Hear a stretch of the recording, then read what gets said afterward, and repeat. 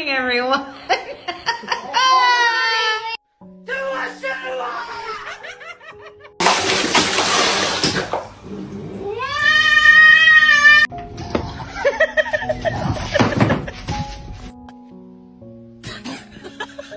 No ridges or lumps or valleys or bumps.